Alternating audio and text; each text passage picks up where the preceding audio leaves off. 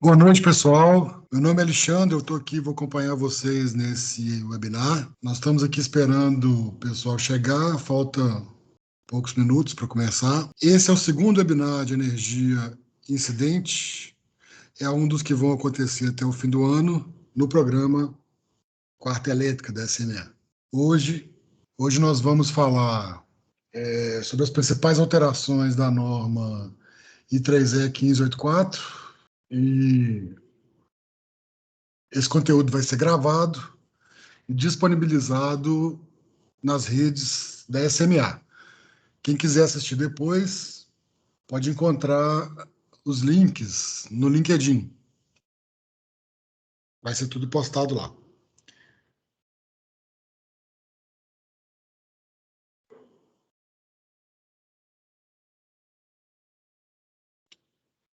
Vamos aguardar um pouco mais.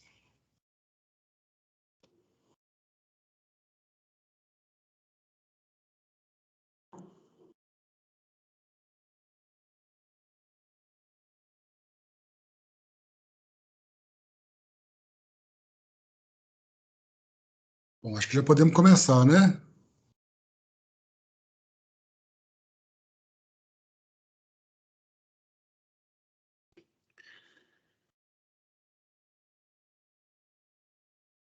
Então, repetindo aqui, esse é o segundo webinar de energia incidente. Hoje nós vamos falar sobre as principais alterações da norma I3E 1584. Esse webinar faz parte do projeto Quarta Elétrica, que vai acontecer aí até o final do ano. O conteúdo vai ser gravado e disponibilizado no LinkedIn. Os links, né, provavelmente vai estar no YouTube e os links serão postados no LinkedIn. Quem tiver sugestões, dúvidas ou quiser fazer algum tipo de interação, pode enviar durante a apresentação, que ao final nós vamos responder as interações que aconteceram durante a apresentação.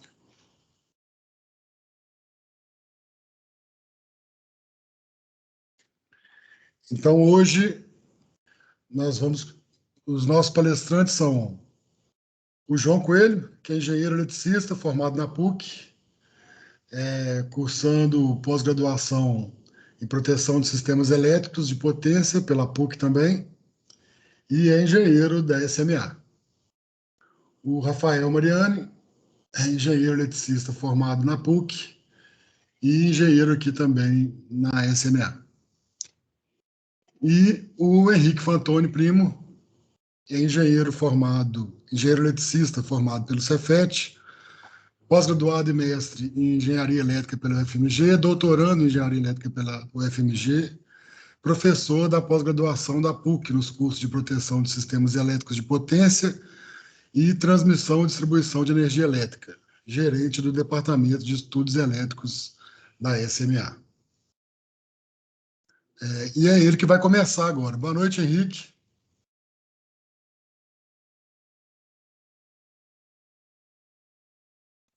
Boa noite, Alexandre. Boa noite a todos, né? Pessoal, conforme informado aí pelo Alexandre, né, e foi prometido também no webinar anterior, nós iremos apresentar hoje as principais alterações entre as versões de 2002 e 2018 da norma I3E 1584. Eu irei iniciar com as características principais e um passo a passo simplificado do cálculo da energia incidente, considerando as diretrizes dessas duas versões. Para uma análise mais completa, o João entrará na sequência apresentando o artigo elaborado pela SMA e apresentado no SB-SE 2020, referente a um estudo de caso de um painel de média tensão. O Rafael será o próximo a apresentar um estudo de caso de um painel de baixa tensão.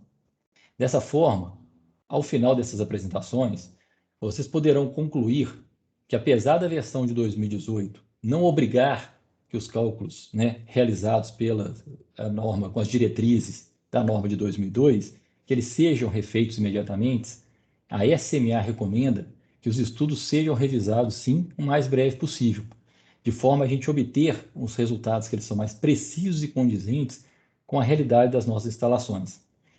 Eu gostaria de ressaltar que, de maneira nenhuma, deve-se iniciar novos cálculos de energia incidente considerando as diretrizes da versão de 2002.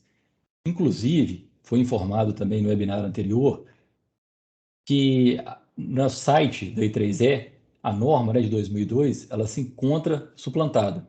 Tá? E de forma a gente fechar com chave de ouro, né, esse segundo webinar, ao final das apresentações, nós vamos responder as perguntas que vocês enviarem no chat. Tá bom?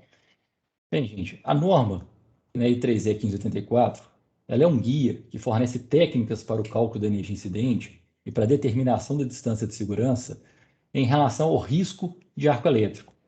Esses cálculos estabelecidos na norma, eles empregam modelos baseados em análises estatísticas e os resultados obtidos através de uma série de ensaios realizados, eles foram utilizados para a realização de ajustes das curvas e equações apresentadas na norma.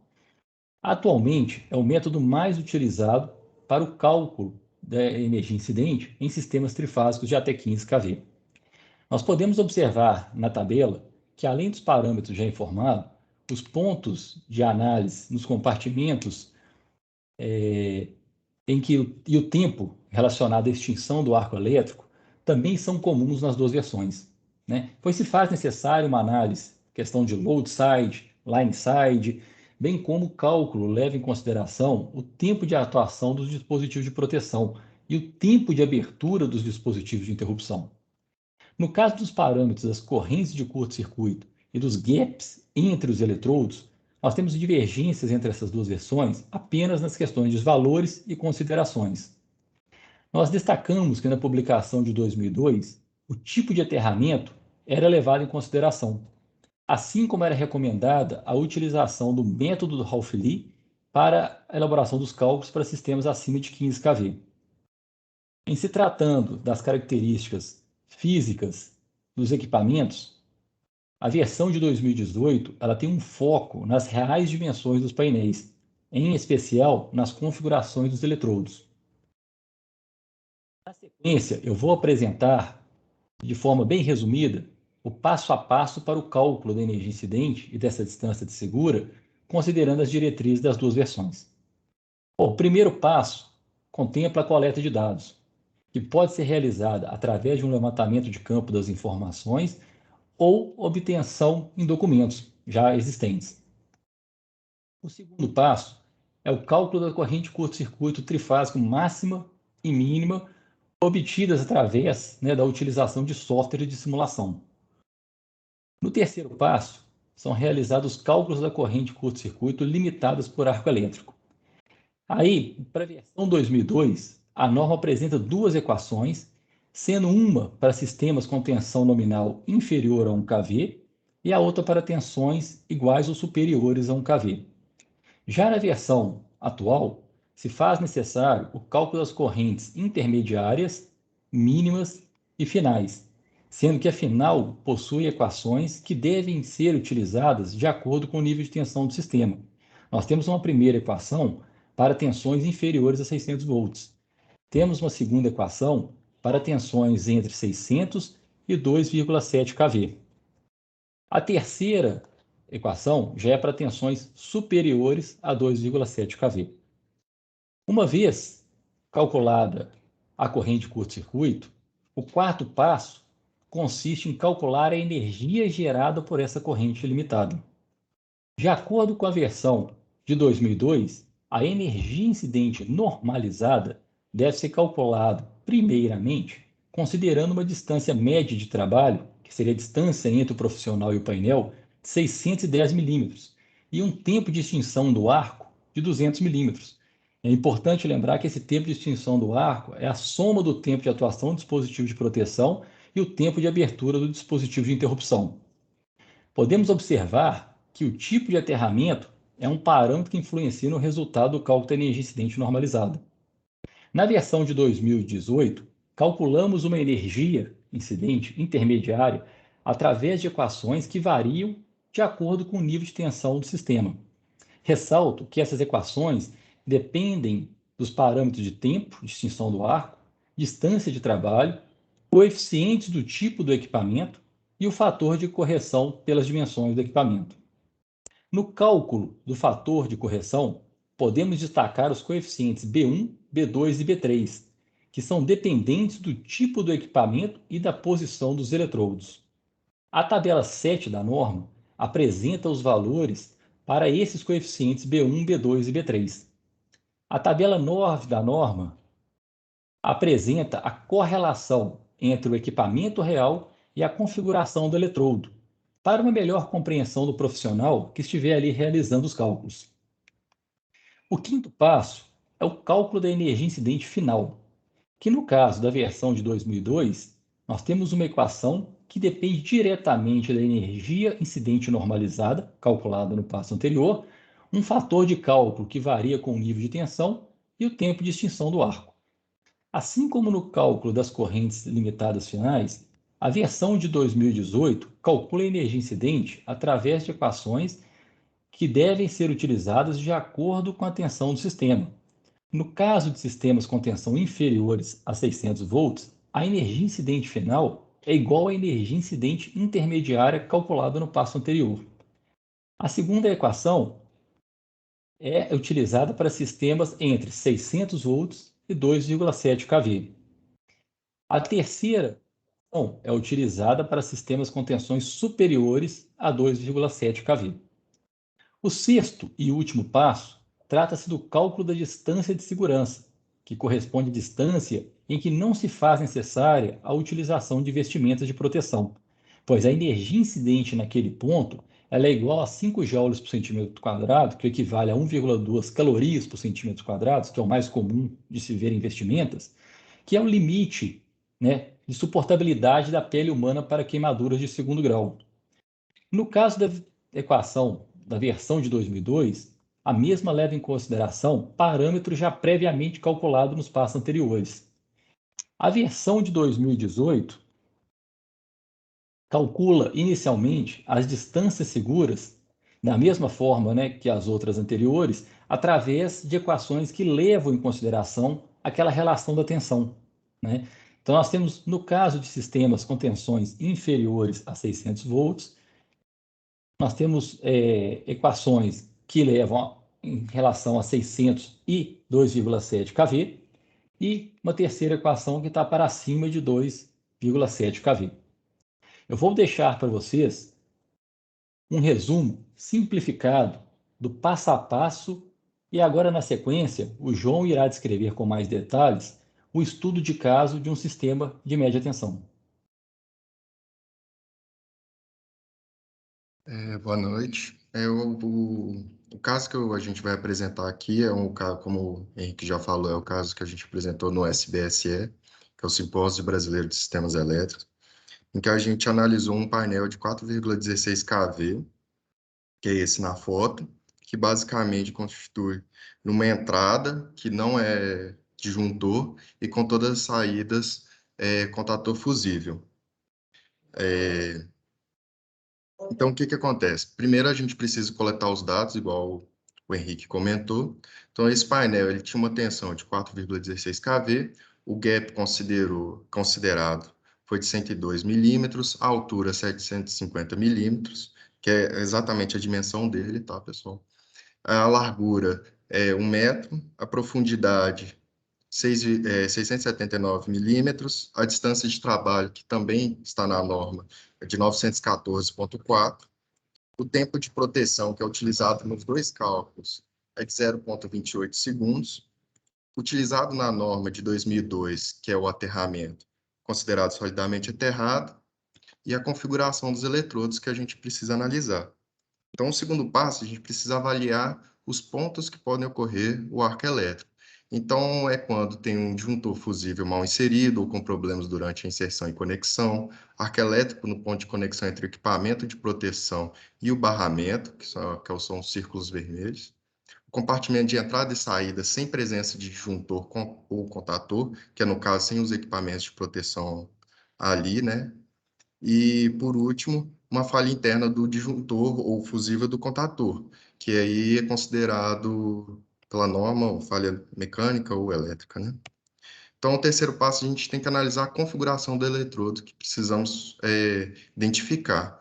Então, para a situação A, apesar da configuração HCB, que é uma posição horizontal, parecer mais adequada, o fusível e o contator em questão irão funcionar como barreira isolante. O plasma tende a bater na parte isolante, então a norma pede para que a gente considere a configuração VCBB, ela vai ser a mais adequada. Na condição B, que é identificada ali no círculo à esquerda, é para um evento de arco elétrico no ponto de conexão frontal do fusível. Neste caso, como o plasma, a tendência dele é ir para fora do painel em direção ao operador, a norma e a consideração mais adequada é a HCB. Para um arco elétrico no ponto C, ou seja, sem a presença dos equipamentos de proteção, a consideração a ser feita é de HCB, porque a projeção do plasma tende a ir para fora do painel, horizontalmente. E para a condição D, que seria uma falha interna do fusível, ou, em outros casos, disjuntor, a norma recomenda utilizar a configuração VCB. Então, só maneira de ilustrar, tá? Eu estou mostrando aí um equipamento, que é um fusível, e no mesmo compartimento, no mesmo equipamento, você tem duas condições de ocorrer um arco elétrico. Na parte de cima, seria considerado um arco do tipo de eletrodo, configuração de eletrodo VCB, e embaixo, por causa da conexão do fusível, a consideração é HCB, exatamente com a projeção do arco. Dá para até ver na fotinha o curto-circuito trifásico sendo realizado. Então, a partir dessas análises que fizemos, nós levantamos a curva, no caso, fizemos os cálculos do valor de energia incidente da distância de segurança com a variação de um curto-circuito entre 5 e 50 kA. Então, se a gente pode perceber, por exemplo, que a configuração VCB, que é o vertical apenas, ela apresentou os menores níveis de energia incidente com as distâncias de segurança inferiores. Já para a consideração da HCB, ele sempre foi considerado com a energia incidente superior e com as distâncias de segurança também superior. Então, observe que a 1584 de 2018 e a introdução das configurações dos eletrodos, fica cada vez mais difícil estimar a energia incidente para a adequação de equipamentos de proteção individual, e a TPV. Então, uma vez que as simulações realizadas para um curto-circuito de 25 kA, que é no caso aqui no meio, a gente pode ver que uma consideração de VCB fica 7,18 calorias por centímetro quadrado, enquanto na configuração HCB fica 16,05. Essas duas configurações a gente conseguiu ver lá atrás que podem ocorrer no mesmo equipamento. E fizemos os cálculos também utilizando a 1584 de 2002.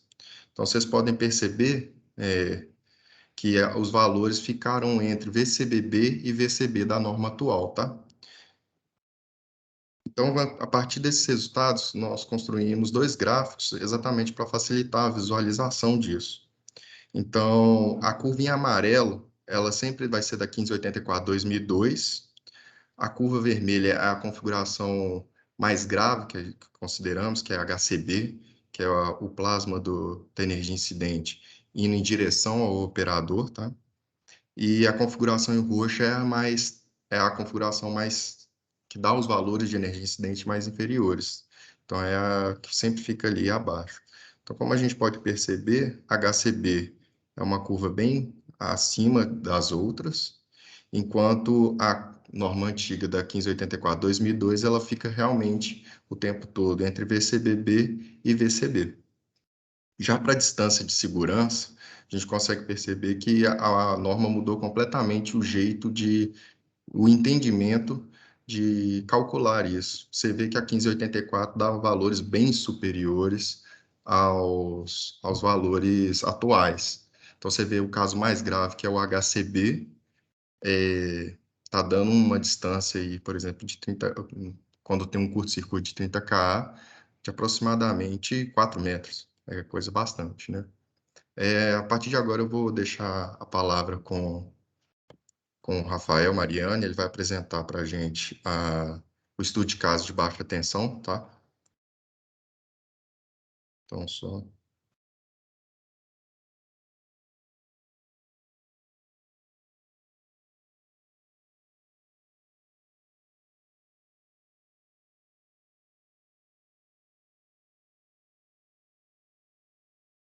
Bom, pessoal, boa noite. Boa noite, João. Boa noite, Henrique. Boa noite, Alexandre. Eu vou falar agora um pouquinho, gente, com relação a algumas outras alterações na norma de 2018. A principal delas foi a que o pessoal já falou, que é a questão da influência da orientação dos eletrodos. Porém, principalmente nos sistemas de baixa tensão, a gente tem algumas outras coisas importantes que é legal da gente dar uma analisada.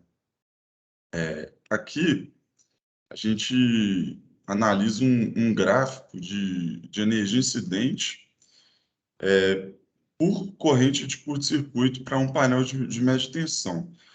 A gente pode estimar, né, que, conforme o João já mencionou aí, e o Henrique, a norma de 2002 ela foi feita a partir de testes, considerando os eletrodos na vertical. Então, assim, o que a gente espera nessa situação é que os cálculos com a norma de 2018, considerando as orientações VCB e VCBB, vão ser as que vão apresentar resultados mais semelhantes aos da norma de 2002. E assim, de fato, a gente vê que, né, a norma de 2002, né, os resultados são esses da curva vermelha. A gente vê que aqui, para essa região de correntes mais baixas, realmente a norma de 2002 está muito parecida com a VCBB, tá aqui entre o VCB e o VCBB, né? Porém, para correntes de curto-circuito mais elevadas, que é onde, né, normalmente a gente tem um curto mais alto, é justamente na baixa tensão, a gente vê que os resultados, considerando a norma de 2002, eles estão chegando a valores até mais altos do que os da norma de 2018, considerando a condição HCB, né? Então, assim, é interessante a gente verificar que essa norma de 2018, ela formulou novas equações de forma a trazer valores mais assertivos para esses cálculos em sistemas de tensão mais baixa. Bom, um outro ponto também, principalmente para baixa tensão, que entrou agora nessa norma de 2018, é com relação à influência da dimensão dos painéis no cálculo de energia incidente. E assim, para a gente entender o impacto dessas dimensões dos painéis nos cálculos de energia incidente, é importante a gente analisar o, a energia em forma de calor, né, no momento da ocorrência de um arco elétrico, como que ela propaga. Então, assim, aqui a gente tem duas fotos, né, de um teste. Aqui são eletrodos na vertical, em ambos os casos, e aí eles aplicam um arco elétrico aqui, e aí a gente consegue ver como que o calor ele está sendo dispersado aqui nas duas situações. Considerando ao ar livre, ele dispersa em quase todas as direções, ele fica livre aqui né, vamos dizer assim, se mover para todos os lados. Considerando o painel fechado, o que acontece? Ele fica limitado aqui dentro desse invólucro. Então, o que acaba acontecendo é que, como esse painel aqui ele está fechado, a energia ela acaba saindo toda em uma direção só, que é na direção da porta do painel, que normalmente é onde o operador vai estar, né? Então, assim, quanto maior for esse painel aqui, mais espaço a gente tem para essa energia conseguir se propagar e menos ela se concentra aqui na parte da porta, que é onde o operador vai estar. Bom, beleza, agora vamos falar de como que isso era abordado na norma de 2002. Porque isso não é um conceito novo. Na verdade, isso já era utilizado na versão de 2002. Porém, na norma de 2002, isso era dividido apenas em duas. Era dividido em dois sistemas. Ou um sistema era aberto, ou o sistema ele era fechado, né? E para isso eles usavam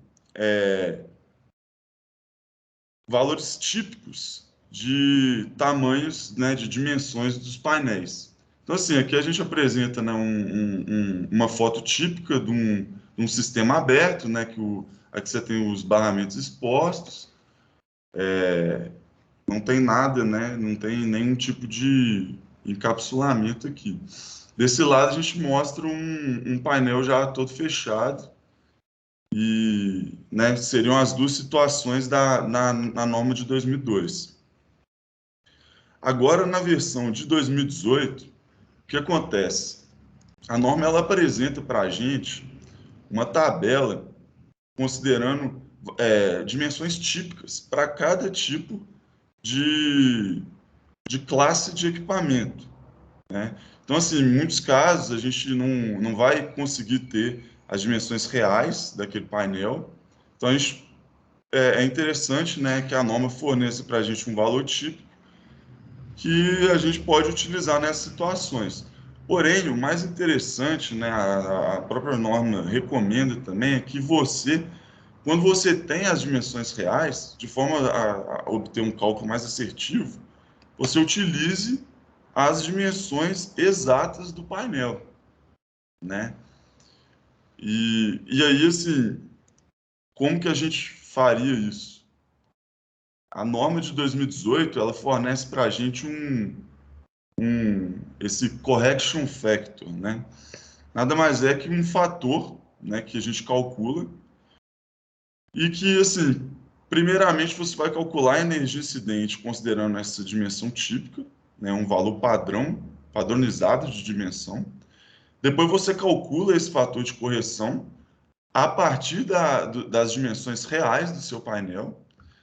E aí, no final, você aplica esse fator, né, de correção em cima da energia incidente calculada, e aí você chega na energia incidente real daquele seu painel, né? Então, assim, o que a gente consegue ver aqui agora é que a gente não tem mais um sistema aberto ou fechado, a gente tem um espectro, né?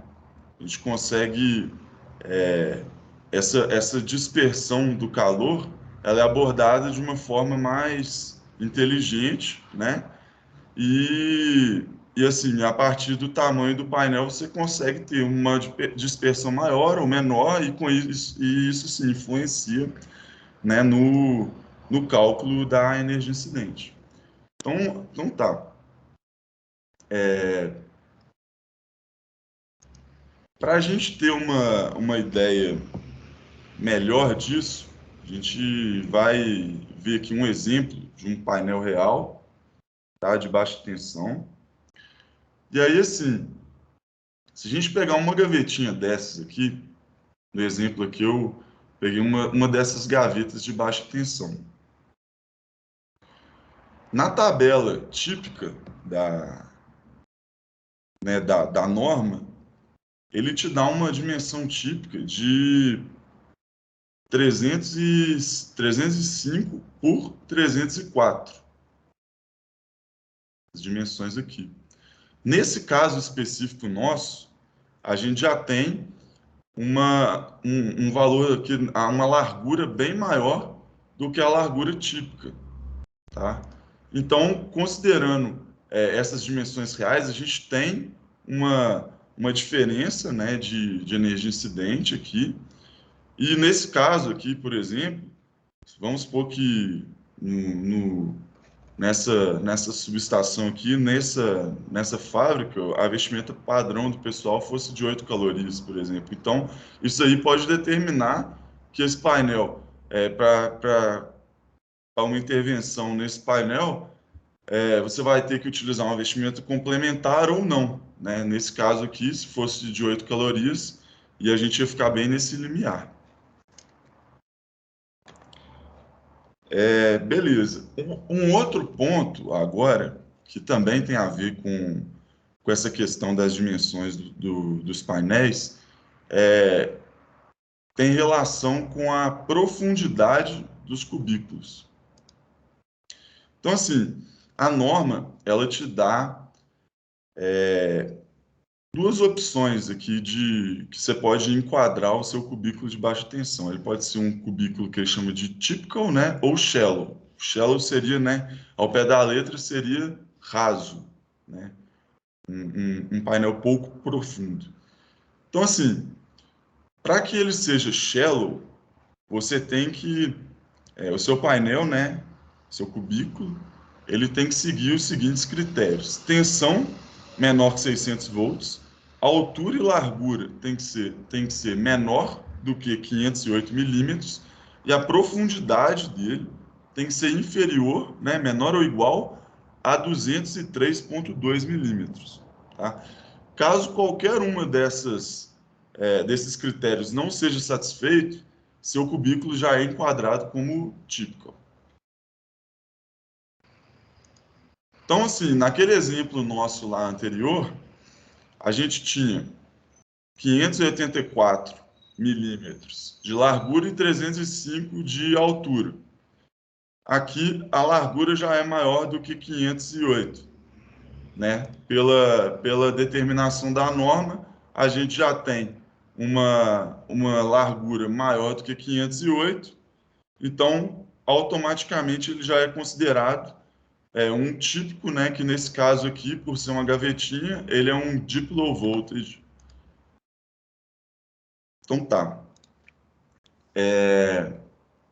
Como aquele cubículo que a gente estava analisando anteriormente, a gente não consegue enquadrar ele como shallow, né?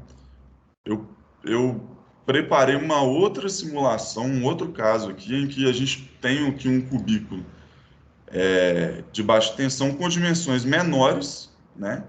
Estão abaixo dos 508 mínimos ali, tensão menor que 600 volts, né?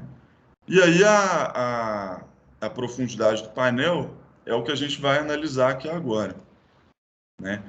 Calculando a energia incidente aqui para esse exemplo em questão, considerando uma profundidade superior a 203,2 milímetros, a gente chegou numa energia incidente de 8,08 calorias. Se essa energia incidente tiver uma profundidade inferior a 203,2 milímetros, essa energia incidente já cai para 6,51 calorias por centímetro quadrado. Né? Então, assim, a partir desse exemplo anterior, é possível que a gente trace um gráfico considerando a variação, né, das dimensões, né, de largura e altura dos cubículos e verificar como que a energia incidente ela é afetada, né, nos painéis que têm profundidade inferior a 203, né, que são os chamados shallow, e os com profundidade superior a 203, que são os típicos, né? Então, assim, aqui a gente tem um gráfico que ele apresenta no eixo Y, ele tem o valor de energia incidente. No eixo X, a gente tem a área da parte frontal do cubículo, que nada mais é do que, né, isso aí reflete as dimensões ali de altura e largura desses cubículos, né? Então, assim, o que a gente pode perceber aqui por esse gráfico é que a linha azul, que representa o painel típico, né, Deep Low Voltage, conforme a gente vai aumentando a área desse painel, a energia incidente ela tende a diminuir. Né? E, além disso, Quando o painel ele é considerado shallow, né, ele tem uma profundidade menor, esses painéis enquadrados com shallow, eles tendem a apresentar uma energia incidente mais baixa, mesmo em dimensões mais baixas, como é apresentado aqui nessa linha verde. Tá? Então, assim, só de forma a comparar com a versão de 2002, aqui a gente tem um exemplo, né? Todos esses cálculos aqui para a elaboração desses gráficos, a gente utilizou a configuração VCB, que é a mesma que foi utilizada nos testes da versão 2002 da norma. Então, assim, a gente está falando aqui de uma condição muito similar, né, da mesma condição, porém, a única coisa que a gente está variando é a dimensão dos painéis e a profundidade dele, né? E aí a gente vê que na norma de 2002, isso não era uma coisa que influenciava, a gente simplesmente considerava o painel como fechado, né, nesse caso. Então, assim, ele vai ser sempre uma linha, né, independente da área, né, e da profundidade, a gente vai chegar numa energia incidente aqui próximo de 9 calorias por centímetro quadrado.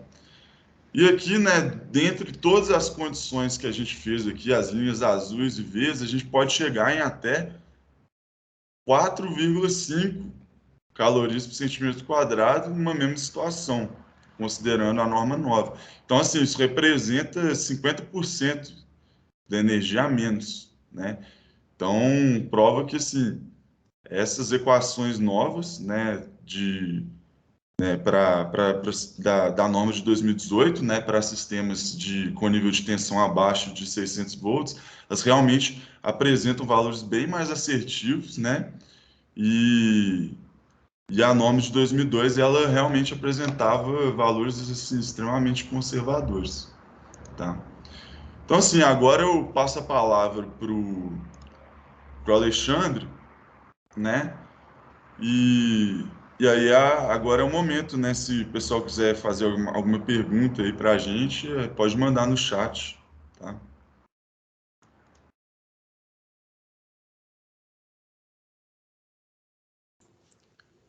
Bom, pessoal, eu já vi aqui que tiveram algumas perguntas.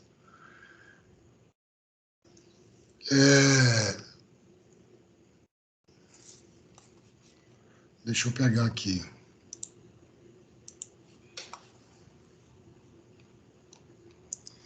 Teve uma pergunta bem no início, que foi da Ana. Era para o Henrique. Henrique, você destacou a importância da revisão dos cálculos da energia incidente, considerando as diretrizes da versão de 2018 da norma. Para um estudo elaborado em 2017, nesse caso, você recomenda a revisão do mesmo? Boa noite, né? Obrigado pela pergunta aí. Eu acho uma pergunta muito interessante, né? Somos questionados sobre isso constantemente pelos clientes. Meu estudo é de 2017, meu estudo é de 2016, e aí, o que fazer, né? Vale a pena pegar e revisá-lo? Olha, a apresentação acho que fala por si só, né? O próprio João e o Rafael apresentaram casos aí, mesmo o do Rafael, que era bem semelhante à configuração, deram valores diferentes. Então, para que a gente tenha um estudo que seja mais coerente possível, a gente recomenda, sim, que seja revisado o estudo. Já estamos agora em 2021, tempo voa, né? Já estamos quase chegando em 2022. Então, a nossa recomendação é que sempre que possível, né, o mais breve possível, esses estudos sejam revisados. E, de preferência, como eu coloquei naquele passo a passo lá, a gente fazendo um levantamento de campo bem feito, muito bem estruturado, para que a gente possa entrar com essas variáveis nos cálculos e obter esses resultados mais precisos. Né? O Rafael e o João mostraram lá que, às vezes, por uma pequena variação, você já inviabiliza a utilização das vestimentas padrões. Já faz com que os seus operadores, vamos assim dizer, do sistema, tenham que trabalhar, né, tenham que manobrar determinados painéis com aquelas vestimentas complementares. Então, a recomendação nossa é que sim, o mais breve possível, que seja assim, revisado o documento, para que a gente tenha valores mais assertivos. A outra pergunta aqui é para o Rafael.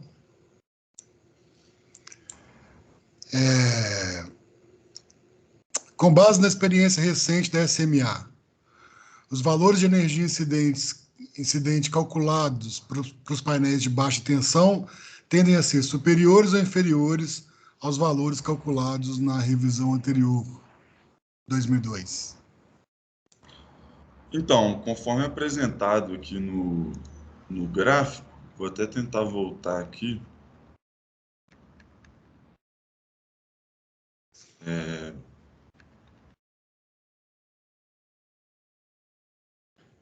Aqui, ó, nesse gráfico, a norma de 2002, ela é essa curva vermelha aqui. Então, o que acontece? Para a orientação HCB, de forma geral, a energia incidente ela tende a ser bem mais alta, mesmo nos sistemas de baixa tensão. Aqui só com correntes, né, na casa de 100 kA, que é bem no limite ali da norma, né, que a gente teria uma energia incidente maior, considerando a norma de 2002.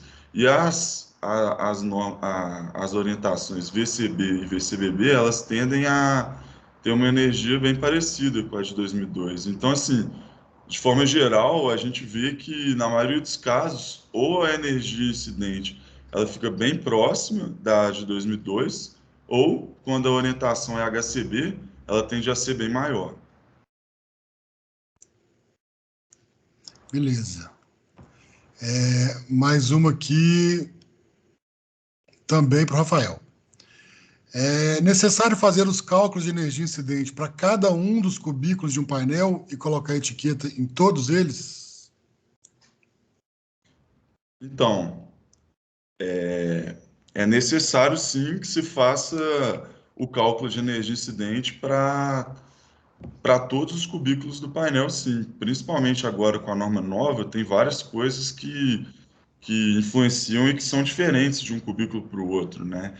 Um cubículo pode ser maior que o outro, né? A questão das dimensões, a questão da própria orientação dos eletrodos, se vai ser HCB, VCB, VCBB. Então, é necessário que se faça uma análise por cubículo. No entanto, colocar uma etiqueta de energia incidente por cubículo já não é muito usual. O que a gente costuma fazer é a gente calcula a energia incidente de todos os cubículos, pega o pior caso daquele painel e aí cola apenas a etiqueta do pior caso. Até porque, se você estiver trabalhando com um painel que ele não é à prova de ar, você está trabalhando em um cubículo, você está muito próximo do outro cubículo. Pode acontecer, né, pode ocorrer um arco elétrico naquele cubículo que está ali próximo do que você está trabalhando e você pode acabar sendo atingido também. Então, a recomendação é que a gente calcule a energia incidente para todos os cubículos, porém a etiqueta, a gente considera uma etiqueta por painel, considerando o pior caso dentre os cubículos. Mais uma aqui, o Alex perguntou, não está especificando para quem é a pergunta. E aí eu acho que também é para o Rafael.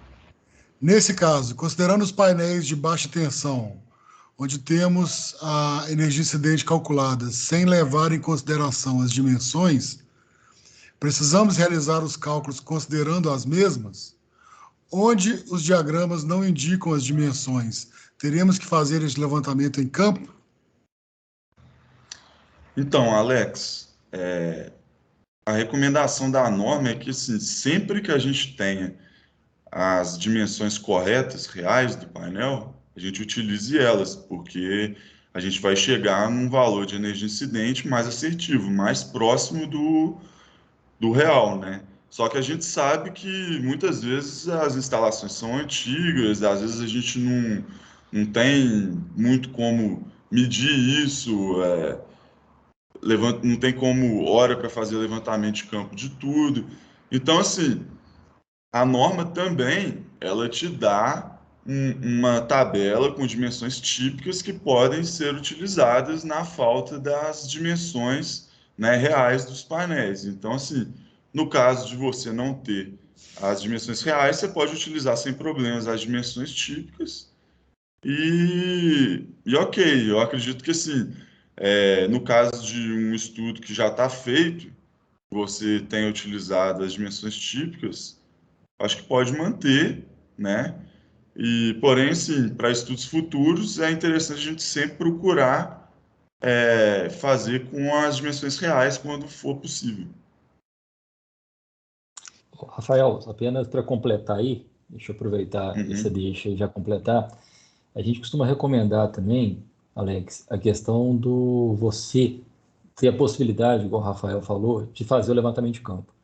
Se você não tiver condição de fazer levantamento de campo na sua planta inteira, porque às vezes realmente fica inviável fazer isso, faça o estudo, né, considerando os típicos, e naquele ponto limiar, né, conforme o próprio Rafael comentou ali anteriormente, né, às vezes, por exemplo, a vestimenta está ali em torno de 8, ou você definiu que a sua energia para aquele painel máxima tem que ser a 8, vamos falar assim, as energias que ficarem próximos, né, os cubículos cuja energia ficarem próximos ali entre 9, 10, às vezes até um pouquinho 7, esses casos, você tente pelo menos eles levantar em campo as dimensões reais, porque você por pouco, né, por uma pequena diferença, você pode estar fazendo com que a pessoa utilize ou não uma vestimenta complementar. Então, seria interessante isso. Não tem gente fazendo a planta todo o levantamento? Bacana, faz o estudo com o típico, chegou no final, aqueles pontos chaves, aqueles pontos que a gente achar mais crítico ali, utiliza ele e tenta fazer o levantamento dele. Faz um plano diretor, né, para aquele caso específico. exatamente, isso é uma opção também, né? Principalmente porque a questão das dimensões típicas, né, que eles apresentam na norma, normalmente ele vai te dar um valor mais conservador, né? Então, aí nos casos que não passar, você tenta, né, fazer esse levantamento para conseguir viabilizar o uso da vestimenta padrão, né? Próxima pergunta aqui é da Fernanda. Rafael, boa noite. Como o aterramento do sistema não faz mais parte dos cálculos, a instalação de um resistor de aterramento no sistema não faz mais diferença? Então, pergunta interessante, né? Apesar da norma, né, tanto a de 2002 quanto a de 2018, né, elas são feitas a partir de testes em sistemas trifásicos, né? Mas a gente sabe que os curtos-circuitos mais comuns, né, cerca de 80 a 90% dos curtos-circuitos são monofásicos, então a gente recomenda sim que seja instalado o resistor de aterramento, porque ele vai, no caso de um curto-circuito, ele vai limitar a corrente de curto-circuito, vai diminuir muito o, né, o nível de energia incidente ali no caso de uma falta monofásica. Então, apesar de não ter, né, respondendo a pergunta, apesar de não ter mais essa questão dessa menção do tipo de aterramento, é sempre interessante a gente considerar essa adequação, né, caso seja possível, da instalação de um resistor no aterramento dos transformadores. A próxima aqui. Rafael, precisa ser a dimensão interna do painel ou podemos considerar as dimensões externas, sem considerar o espaço ocupado pela gaveta no caso de um CCM?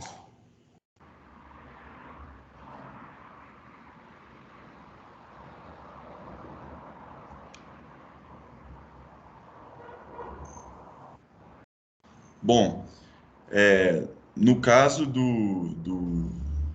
né, da gaveta, eu acho que sim, a melhor forma da gente fazer é a gente considerar ser mais conservador, né? A gente considerar sempre aquele valor de dimensão menor, né? Que é o valor da gaveta, porque na ocorrência do arco elétrico, a gente não sabe se o arco vai acontecer, né, com a gaveta inserida ou com a gaveta fora, né, do painel. Então, é interessante a gente pegar sempre o pior caso.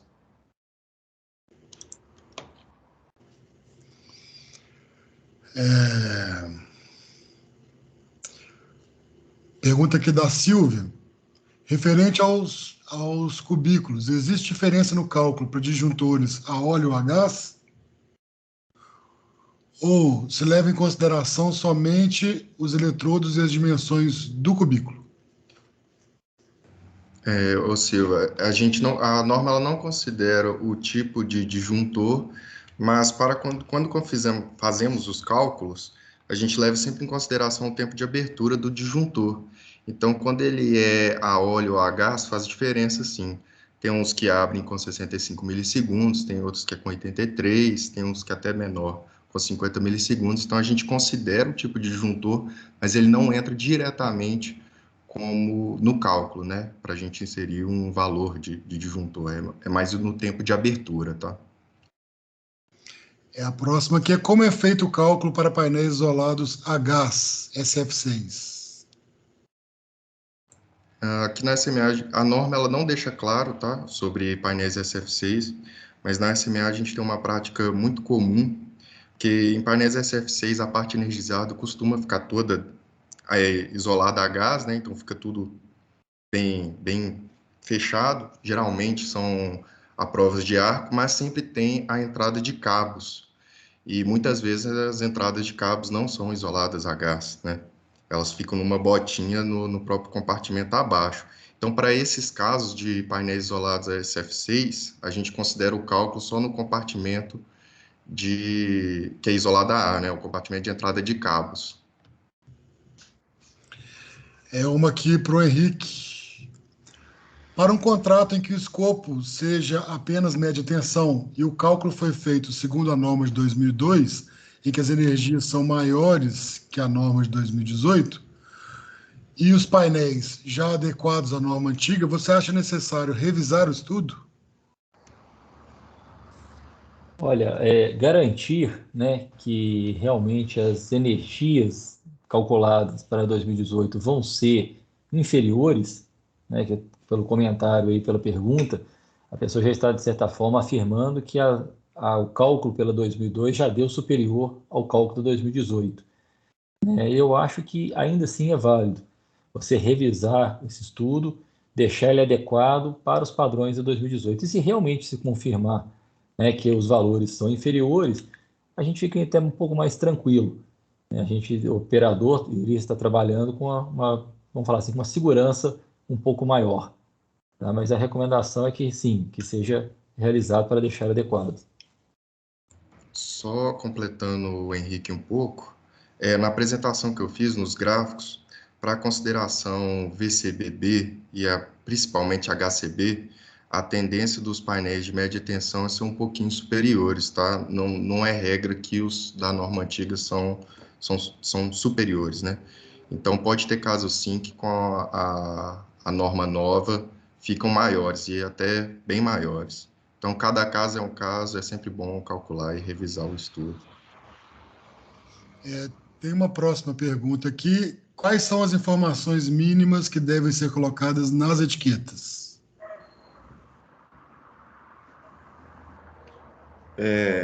Então, quem dita né, quem fala essas informações mínimas que devem ser colocadas na etiqueta é a norma NFPA 70E. Ela recomenda, né, que você coloque a distância de trabalho, que é muito importante, né, porque você coloca o nível de energia incidente na etiqueta, mas você tem que informar também a qual distância que você calculou aquela energia incidente, porque, né, quanto mais longe do painel você estiver, menor vai ser a energia, ela vai dissipar. Então, assim, você tem que colocar a distância de trabalho, a energia incidente, a classe das vestimentas também é importante. E eu acredito que as que são assim, obrigatórias são essas. né? Você tem que pôr também o tag do painel. As obrigatórias são essas. Porém, sim, por exemplo, o Arc Flash Boundary, né? É interessante colocar também, né? Você pode colocar mais informação. Porém, as mínimas são essas. Completando o Rafael, é igual as informações mínimas são essas, mas na SMA a gente tem uma tendência sempre de deixar tudo bem explicado, então costumamos sempre colocar quais os outros equipamentos você tem que vestir, qual tipo de luva, se precisa de capacete, abafador, balaclava, bota, então a gente sempre tem a tendência a colocar a descrição, que isso facilita muito para o operador identificar. Não está na NFPA 70E, mas é uma boa prática, a gente vê que facilita muito para quem trabalha dentro de subestações e com energia incidente. Mais uma pergunta aqui. Referente à exposição do eletrodo, os que tenham barreira entre o ponto energizado podem ser considerados VCB e VCBB?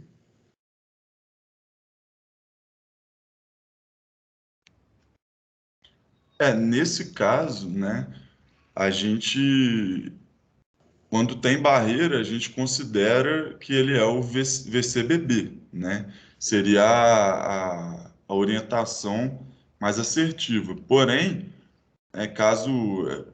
vamos supor que você tem um disjuntor, por exemplo, e esse disjuntor ele possa ser removível. Então, aí, nesse caso, você tem a chance de acontecer um VCB também.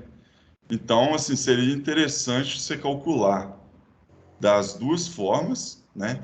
Porque em muitos casos, assim, a gente fala de forma geral que o VCBB, na maioria dos casos, ele vai ser maior que o VCB. Mas isso também não é sempre regra, porque a corrente de arco, né, calculada para cada tipo de orientação do eletrodo, ela é diferente. Então, pode ser que a corrente de arco, considerando a orientação VCB, ela seja mais baixa que a VCBB e não consiga sensibilizar a proteção. Aí, nesse caso, você teria uma energia incidente maior na condição VCB.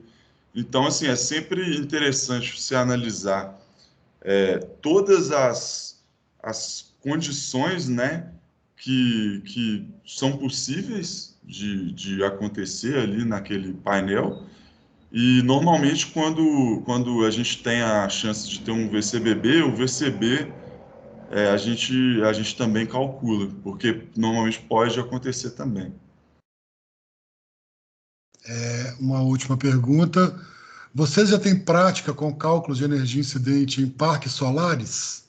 Qual a metodologia mais adequada para cálculos até o inversor solar no lado do barramento de corrente contínua? Bom, o barramento de corrente contínua, você tem metodologias diferentes para cálculo. Você não utiliza uma 1584 para poder fazer esse tipo de cálculo. Você tem um método DOAN e tem outros métodos também para o cálculo vamos falar assim, né, no sistema de corrente contínua. Tá? Está sendo elaborado, né, por um comitê da BNT. Nós vamos fazer um passo a passo apresentando, inclusive, esses métodos, tanto o do DOAN quanto outros, para a questão da corrente contínua. Tá? Nós temos o costume, sim, utilizando outro método, e não da 1584. Ok. Bom, terminaram as perguntas. Quem tiver mais alguma dúvida, pode enviar através do LinkedIn. E quem quiser rever o que a gente viu aqui hoje, também esse conteúdo está sendo gravado e vai ser postado nas redes sociais e no LinkedIn. Obrigado a todos, boa noite para todos. E vocês querem falar mais alguma coisa? É só agradecer a participação de todos aí, né? Igual você comentou no início, mês que vem vamos apresentar um outro tema, a SMA, né, vai estar apresentando aí um outro webinar, e agradecer mesmo a todos. Uma boa noite. Então, boa noite a todos. A Quarta Elétrica é um projeto que acontece uma vez por mês, pelo menos até o final desse ano vai ter.